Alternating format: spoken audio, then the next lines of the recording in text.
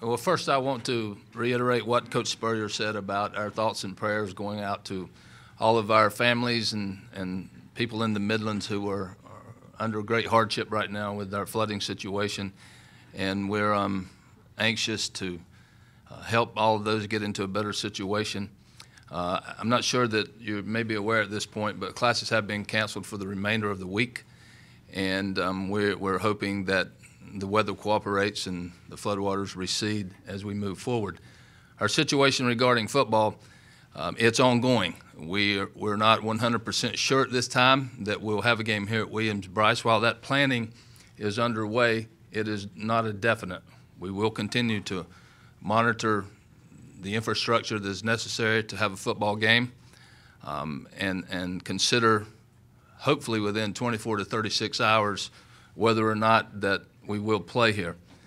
There's certainly lots of concerns with our families and people who live here in the Midlands, and certainly the logistics with the highways, the stadium water situation, and other pressures with first responders and highway patrolmen and all the police that we use from various counties around the Midlands. So there are a lot of concerns and a lot of things to consider.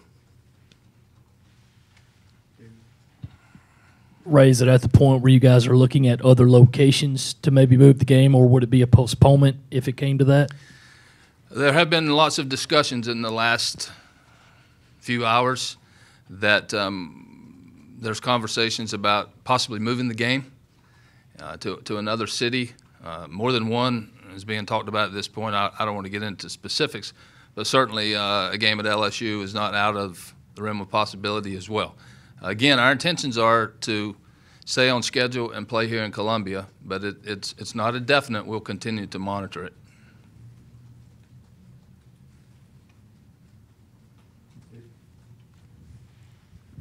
Ray, obviously in the grand scheme of things, this is not nearly as important, but what can you tell us about the field conditions here and how aware you are of how playable this surface is after all the rain it's taken over the last week or so? Well, you're right. It's what has happened here in the state of South Carolina and the city of Columbia is not football is not nearly as important or important at all when you think about it in that perspective.